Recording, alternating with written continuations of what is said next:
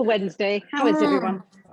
Very Dee, good. Are you all right? Have you got a sore throat? Dee. Yeah, I'll tell you what it is. I'm always forgetting my mask, leaving it in the car, dropping it, not putting, almost forgetting to put it on. So this is doubling up for me as a mask. And what it is actually is a snood. Ooh, And you know how I'm into hats. So actually I sent away for this and got several, actually got in different colours. But this, look. That's better. It's But really good. Can you put it over the whole of your face, please? Thank you. So we don't have to Thank you, darling. Yeah. That's better. that's the one. But it's great, actually. And It looks like something out of a horror film. Yes, I know. Also, it's from this company called ProSkins. You know, it's an old established company. Sorry to interrupt you, but I know about ProSkins. I have had from them in the past. I've had leggings that get rid of cellulite. Have you heard of them? Yeah. No, I have. But honestly, they do. They're very sort of tight. Like you wouldn't wear them without something over the top of them. Or you probably would in the summer, or you would to exercise. They're very, very thin. But when you wear them and you put your jeans on and you take them off at night, your cellulite is disappearing. But does it come back? Well, I suppose so. If you don't keep, if you don't Yes, keep when you wearing take them off. No, but when you It's take them just when off, you're wearing and then you go out in the evenings or whatever, and your cellulite, it just looks a lot better. They really do. They suck it in then. They do something, and I don't know what exactly it is, but it does work. It does. Yeah. Fabulous. Not that I've got any cellulite. I have to. No, darling. I was going to say that's why you don't know about it, darling, isn't it? Because you don't need exactly. it. Yeah. Exactly. But so actually, as we're talking about walking and leggings, I'd like to start now by introducing our wonderful guest, Nina Burra, who is the creator of the breast cancer charity Walk the Walk. You walk a marathon, you don't run it. Here she is, Nina. Hello, darling. Hi. Hello, Nina. Welcome to our nest, darling. And I've got all my medals tinkling up here from all the marathons that I've done. And I'm wearing my, just saying, Walk the Walk on my top.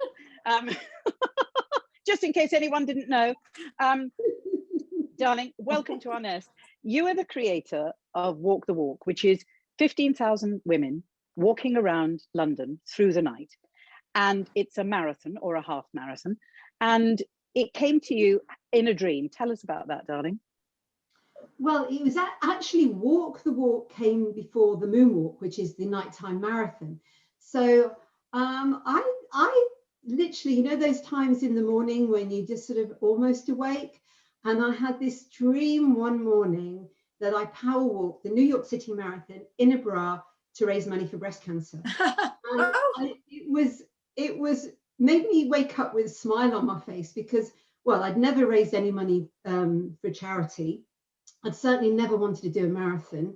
And the fact that I was doing a New York marathon, and I'd also, although I was sort of really into fitness and into health and everything else, the whole dream was just not something I would normally do, but it really tickled me, and I love the idea. I actually love the idea of going to New York, if the truth be known. And I started talking to people and saying, "Oh, do you fancy going to New York with me?" And of course, at the time, I worked in the media, or I was doing styling and production. So everybody I came into contact with every day on different jobs, everyone said, "Oh yeah, I'd love to go." And of course, like me, they all sort of thought about the weekend in New York, not about the 26 miles of the marathon.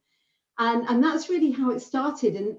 And it was just flippant conversation. And then after about 6 weeks, somebody came up to me and said, "Are we going to do this walking thing to New York?" And I literally thought about it like somebody was asking me, do you want boiled eggs, hard or soft? It was about that much. And I just said, yeah, let's do it. And it was that flippant. And yet, obviously, the ongoing repercussions of that little decision not only saved my life, but completely changed my life. So that was really how it started on the dream. And it was before you got breast cancer subsequently, didn't you? Yeah, I did. Well, this is the very kind of strange thing. I didn't know I had breast cancer, but it was only going to be about 3 months later. after we did New York, there were 13 of us that did New York in the end. It's amazing how it separates the men from the boys. And so there were 13 of us that actually went out there and did it. And it was an amazing experience. And that was in November. And people kept saying, oh, can we do another one of your walks? Can we sort of think about somewhere else to go? And of course, it had really interrupted with my work, and I was due to go on location, and, you know, I was always sort of busy. And I was working in America, of all things, on a Wrangler shoot, and I suddenly found this lump, and it was only the January. And my awareness, I didn't know what it was, and I really thought, well, it's probably nothing. And I think, had I not been doing the fundraising that I'd been doing the previous few months, I would have thought it was just like a little cyst or something, a bump under the skin. But my awareness was so heightened that I actually went to get it checked whilst I was away, and I was only away for a week. So that, you know, it really felt important to do it straight away. And I discovered I'd got a stage 3 tumor that I'd probably had for about 3 years. Oh. And had no idea whatsoever. You know, I was still storming around and working. And when I look back now, I had little sort of, there were very small signs, but I certainly didn't recognize them at the time.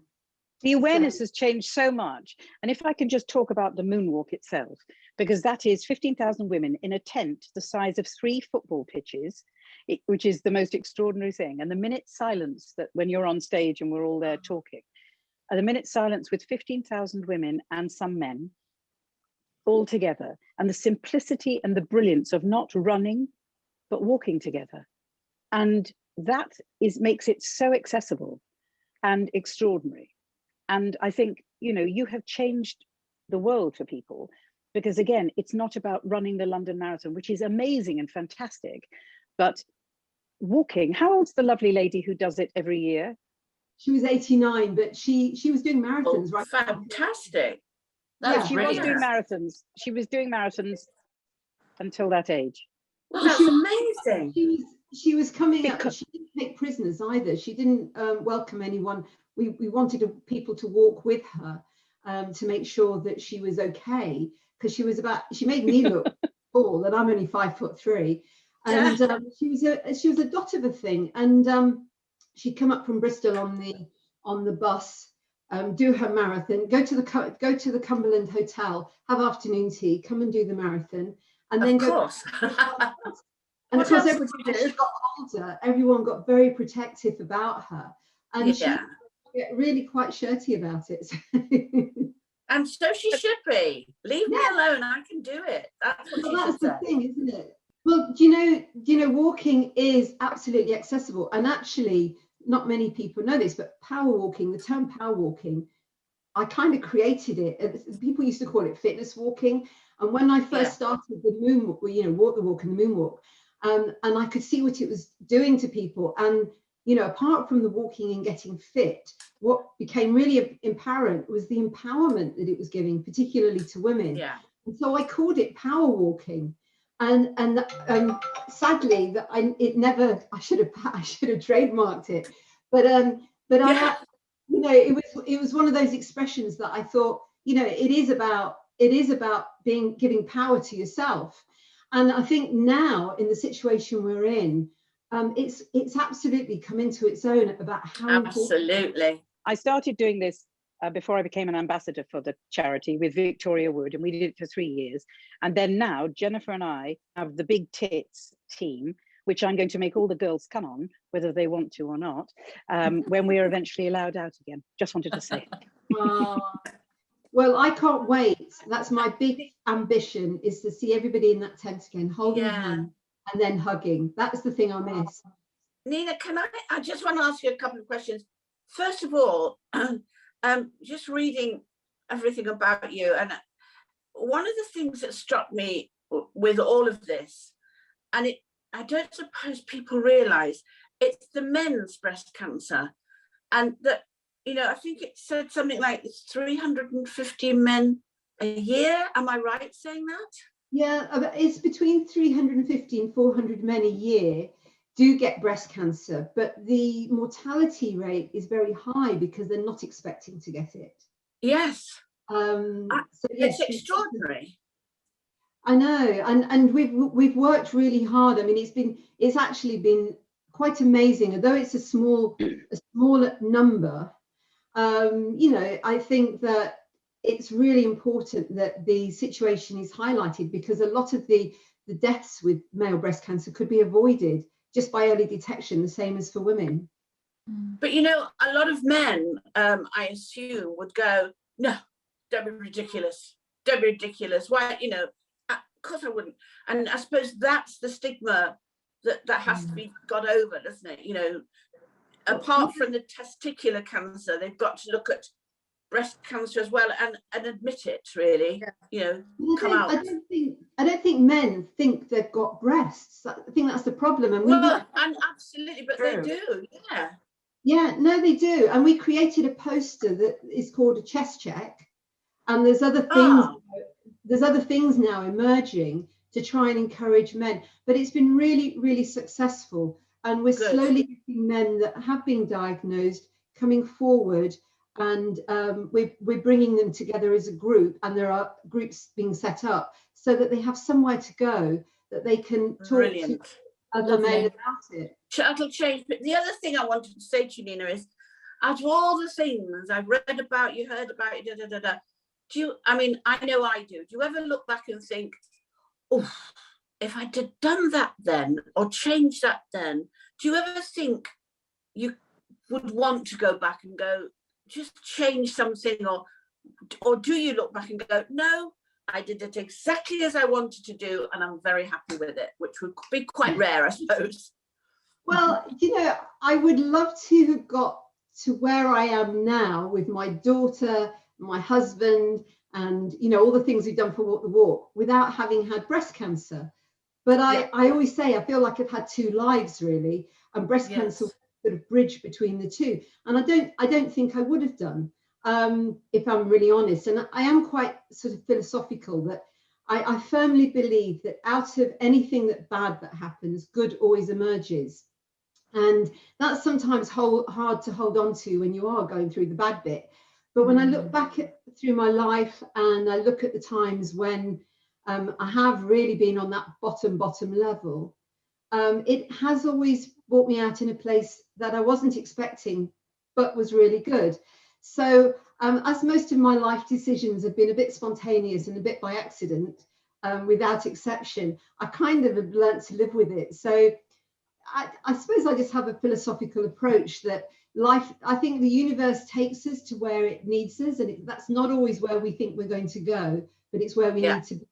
Yes. Where we need to be. Yeah. Yeah, where we need to be, and for either ourselves or for other people or for whatever it is.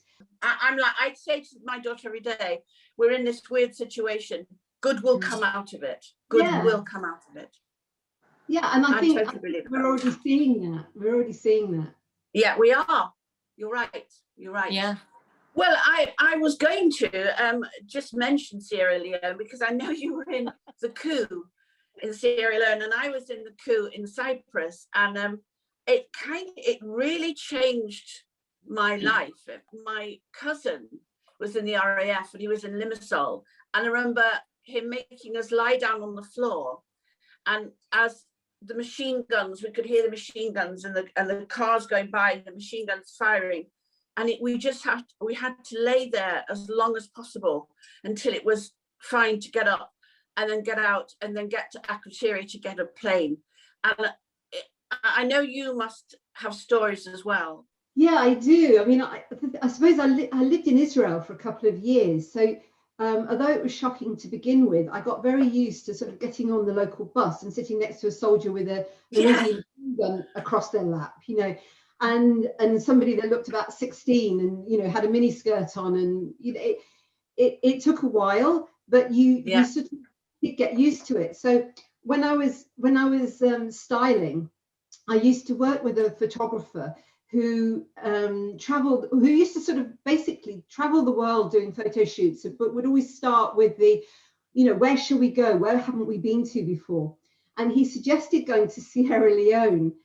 because he'd been there once before. It was, you know, this is sort of going back probably about 30 years, and it was still very, very remote parts that did not see tourists. So we toddled off to Sierra Leone to do a fashion shoot. And then, you know, from the main city, went about 3 hours out into this very remote place. We were staying in mud huts. And just one day we were there with all these amazing sort of gorgeous clothes in this bizarre place. And we'd worked quite hard at sort of getting to know the local people so that we didn't intrude too much. And all of a sudden, in the middle of this shoot that we were doing in this little village, tanks started rolling in with soldiers wielding guns, and it was the most terrifying thing, because what struck me was that it was as if they'd watched too many American war films, and they were all acting the part. Obviously, there was a big language barrier, and they were coming in from Liberia, which were very close to the border, and they were having what we later discovered, they were having a coup with Liberia, and there was about 9 of us in the film crew, and we really didn't know what to do, and it was one of those moments that nothing has prepared you for it. So at that time, everything was shot on Polaroid. Before it was, you know, if you remember, you used to shoot it on Polaroid, check it was okay, and then you'd do the real thing. And they came over to talk to us wielding these guns, and wanting to know what was happening. And we started showing them Polaroids from the girl that was actually being photographed at the time, and the clothes.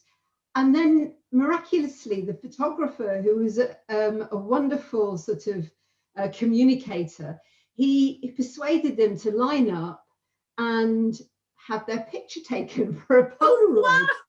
And within sort of, it felt like hours, but it was probably minutes. We had them entranced in this whole process of taking Polaroids. And in the end, obviously, they went about doing what they were doing, and we got the hell out of there. But it was really frightening, just from the unpredictability. Nina, I have to say that, talking about pictures, you've got some fabulous pictures behind you. Tell me about those. Well, that's my happiness wall. That's my daughter's. And my gallery changes depending on her mood to do more pictures. So I sort of, it's really not, this has been my office for the past year, this little corner of my kitchen. So it's sort of nice to have something behind me that she's fabulous. Oh, how old is your daughter, Nina? And she's just 12. And can I ask you a very personal question? How old were you when you gave birth to your daughter? Oh, she is my miracle child. I was 53. Yay!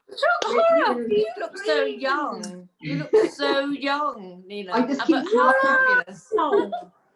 That's so moving that a woman of 53 can have a child. Please, that's 53. So important and wonderful to hear. Was it a natural conception? No, she was an egg donation. My husband's a lot younger than me, and it was one of those things that it would be nice to happen if it could, but if it didn't, it didn't matter. And so we sort of entered into it in that manner.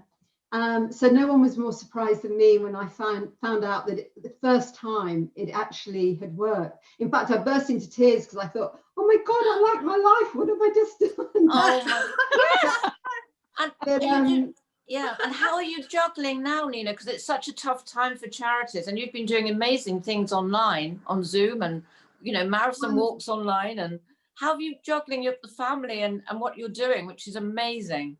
Well, I think like everybody, I mean, I'm fortunate that she's 12, so she's incredibly good at doing schoolwork, and she's incredibly sort of disciplined. But then being like an only child, she doesn't have any siblings or anyone, and so I'm very conscious of that, you know, missing out on all her friends, and thank goodness for Zoom, really. But it is a juggle, but that's how it is for everyone, and I think that you just have to do your best. Tell me some of the things that you've done virtually that are different this time. Well, I think what we decide, I mean, as an event organisation, we sort of really, everything came to a standstill. So normally we'd expect to raise about £5 million a year, and then suddenly it was nothing. So we started to look at virtual events, but we wanted to sort of try and bring all the wonderful tactile and sort of warmth and hugs and everything that Walk the Walk is, but into a virtual event, which is a bit of an anomaly anyway. Yeah. But you know, we've had such fantastic support, and we've created sun walks and festivals, and we did a road trip where people virtually walked from our Moonwalk site in London all the way to our Moonwalk site in Iceland, and we had great fun with that. And we've just tried to bring fun and encourage people to get out walking, because really, you know, good health doesn't happen on its own. So whilst people with cancer have had an absolutely chronic time, and the numbers of people coming forward to being diagnosed are thousands and thousands less than they should be.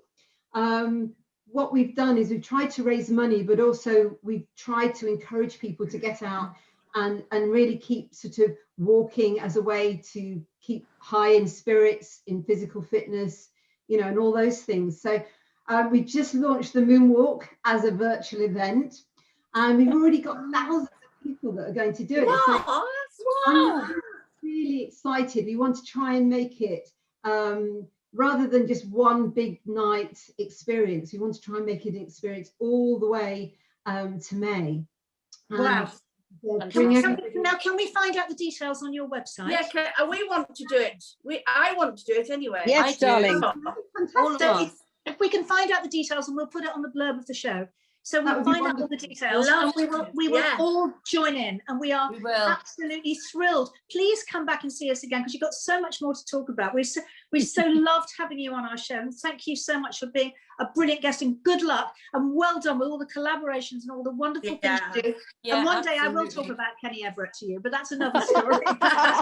Next time. Bye, darling. Thank you so much. Bye, Nina. Bye, darling. Bye. It is the most inspirational thing, because it is walking together. It's like talking together. It's just so easy and accessible. She is. She's an extraordinary woman. I can't believe it. She had a child at 53. I know. Isn't that amazing? Inspirational. Fabulous. Yeah. Incredible. Well, actually, our next guest actually had a child quite late as well, her first children, I think. But Linda Busardi is here with Linda's Bargain Bucket. Linda, yay! Welcome to the nest. We just had an actually very interesting. Our last guest told us that she had a baby when she was 53. What? Yeah. Isn't that fabulous? Isn't that fabulous? But you had how old were you when you had your kids, Linda? I had Lucy at 38 and Jack when I was 40. So they were quite late. Yes. So she had it time round, second marriage. I didn't have to with the first one. But it's so wonderful to have that opportunity, that we don't have to have them in our 20s or 30s. Yeah. We can have them when we're older. It's so wonderful. Yes. Well, it was Not the everyone- time for me, because you know I'd had my career, and so I didn't really mind that they were keeping me, because I didn't want to be going up to the pub or partying or going night clubbing. You know, I was over that, so it was perfect timing for me. But even in our youth, in our early 30s, if you had a child then, you were a prima gravida then. Isn't that what they called us? I was. Definitely. Yeah, I was. I'm going to say a senile pregnancy, but that's not right, is it? I wasn't just senile. Possibly in Sherry's case, I would think that was a senile pregnancy, but that is another story. But anyway, darling, I'm talking about being pregnant later and everything else. Are you going to tell us how to keep our faces younger for less? I am, and I want to ask you girls, how often do you wash your makeup brushes? Well, I do. Very good. I do. Point. Yes. Mix and match. Because they carry bacteria, and like if you've got a sty or something and you're using, you know, your eyeshadow brush and taking it to the other eye, you're going to infect it. And also if you've got a cold or you're ill, or even if you've got COVID, you're going to get those germs in the brush and they need washing. So I've got this Pro Style brush cleaner, and I'm going I'm going to demonstrate for you because I've got it already here. Oh, where is it, Linda? Where's it from? You can get it at Amazon, and that's the best price, $21.99, or you know, other sites it's a little bit more. and it's got Oh. loads of little nozzles so that you can fit any brush Oh, that's brilliant. on the Ooh. nozzles. And basically, can you see that all right? Yeah. Yes. Yeah. Brush, and it's electronic, and you put it into the water Oh, how Right. brilliant. like that, and then you Is lift it that- out of the waters, let it go into, it's still in the pot, Yeah. and it comes out practically dry and clean. And Is you it just water, Linda? Wow. No, you can buy proper cleaner, but you know, you can just use soap. Yeah. And Yes. and you could even put some sanitizer in there so that you've got Oh, rid of brilliant. your germs. Good Brilliant. idea. I'm getting that today. That is fantastic. You all should be Yes. doing that. Sold. Never wash my Sold. brushes enough, darling. Never. No, I don't really. No one does. No one does. Having read up on what can be in there can cause acne. I know. Yeah. And I mean, you know, young teenagers that have got spots and things, they should be cleaning them every day because all they're Every doing- day. Yeah. Of Yeah. course. A lot of people, sorry, darling, a lot of people don't realize that spots, that you can spread spots. They Yeah. don't realize it. They You think they're can. here, but actually you can spread them with your fingers. They spread that. You should, when you've got Yeah. spots, you should change your pillowcases. You should do Yeah. everything. So and spots spread. squeezing them spreads them as well. You know, Yeah. What's that? squeezing your spots spread them as Oh, well. yes. Yeah, because you break the underneath layer. Mm. spots. And Um, also snogging, Linda. No snogging. What's that? Blech, blech, blech. Nobody snogs anymore. Darling, darling, we're talking like we're Snogs talking anymore. like we're teenagers, squeezing I spots know. and snogging. We used What to the snog hell? all the time, didn't we, Linda, at parties and stuff? No, The both of you, Yeah. you and Linda snog. Me and Sorry, Linda, I'm yeah, confused. together. Yeah, just checking. Yeah, Don't tell anybody. get the no, bargain bucket no, out, I please. remember. Get It's the a bargain library, bucket I out. remember. We've I got, hate we've all got that. spots. I've got worse now. I've got worse to come now. I've got blackhead removers. Now this gets rid of grease.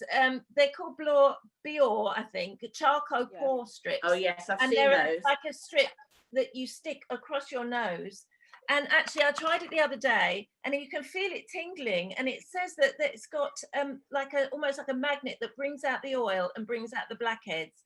Wow. I must admit, I didn't have an awful lot on mine, but I'm old and not got very greasy skin anymore. But if you're young and you've got blackheads, Yeah. fantastic. That's £8.99 from Superdrug, and there's 6 in there, so that works out. you know, Great. Right. Wow. So that's a good one. That's a find, that is. There, I think that's good for youngsters. And then we've all used dry shampoo. Yep. Batiste one now I does like colour. Batiste. Ooh. Oh, Because normally when Oh, you wow. spray it, your hair goes all like it's got talcum powder in it, doesn't it? yeah. Yes. This is a brown one, so when you spray it, not only does it cover a bit of grey, you know, Oh, that's for Harriet then. It'll cover all her silver. Yes. They are, Harriet. Or to put dark roots in our Okay, hair. I'm going to have to ask if we can please go on mute for Sherry, please. Just mute her. And Linda, they do a blonde one as well. yeah, they do blonde. They do about 5 different colours in that, and that's Oh, £3.99 from Boots. So Very that's good. well worth it, and it means you get another couple of days without having to wash your hair, and nobody can be bothered to wash their hair at the moment because they're not. And gonna as soon do as I'm able, I'm coming round with a brown spray to spray you, Sherry. That's all I'm saying. Then moving on. Now this is not cheap. This is the Crystal Clear Easy Lift Sonic Facial. Oh, Ooh. £89.99. But this is an old one that they've updated it since. I've had this for about 10 years. And what it is, it's got like a roller ball on the end. oh. You can untwist it and you put your cream in the end there, your night cream or your Ooh. hyaluronic acid or whatever you want. And then I'll turn it on. It sounds a bit rude. But Very good. you roller it all over your face, and Yeah. the sonic waves, they tighten the muscle, they put cream into your skin more, and they just bring the blood to the surface and gives you a lovely glow. And I just Ooh. love doing this in front of the telly at night. I'm probably going to get all makeup in it actually. And what else does it say? It's got a magnet in it, so you know, like if you exercise on a power plate, it helps the muscles tighten up even more. Well, the sonic sounds in there help as well. Wow. And it's Fabulous. affordable to And what use. is that, Wow. Linda? what is is that? called the Crystal Clear Easy Lift Sonic Facial, and I found it on Amazon for £89. Oh. It is dear, but as I say, No, but it's worth it. I have had this 10 years, and I I do forget to use it. That's the trouble with all these gadgets. You forget to use them, don't you? But I got Yeah. it and I thought, oh, I must tell them about that because it does actually work.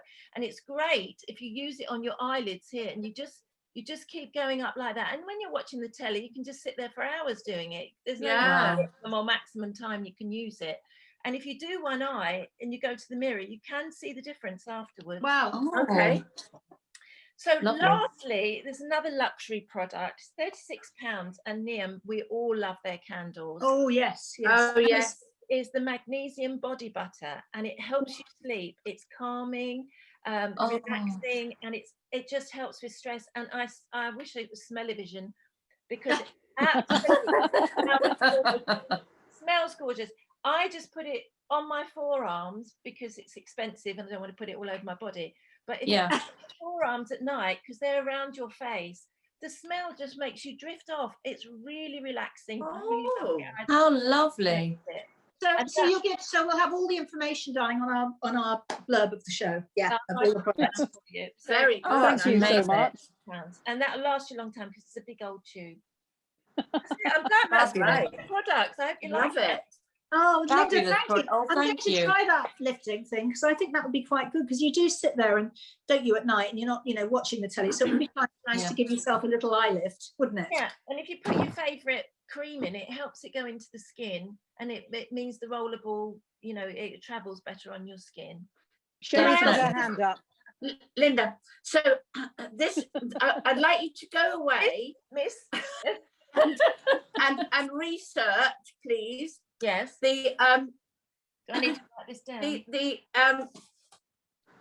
the tabs that people use when they do interviews to pull your skin back.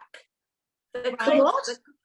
And I tell that you you what, can use. I know a lot of people who do interviews. You get these little tabs, and it's a little thing around your neck, and you know what I mean, don't you, Linda? I know exactly what you mean. I've seen ones that actually are a string that goes over the top of your head and Yeah. sticks by the side. So can you research Wow. that for us, I can. please? It literally does that for you for this however long you're being interviewed. Well, or- I do it when I'm doing panto because There I you wear a go. wig, and I just take these two bits of hair, right? If you're putting a wig on for the show, I lift them up, look, and I tie There my you go. hair like that, look. Done. 10 years younger. Drag it up. Wow. Yeah. What a tip is that? So the Yeah. tip is grow your hair and then pull it on top of your No, head. but and wear a wig. Any length hair. I love that. Linda will find you can get these pulleys, can't you, Linda? Yeah. And And I you tell you have what- to make them stick to your skin. So you have to have clean skin, and you can pull that, or that, or that. And what if I one of them, remember- darling, I Sherry, remember. what if one of them snaps in the middle of your interview? Oh, well, That's my problem. Well, then you just Well, go, you look like- oh God, you look like I've you've got had- an earache.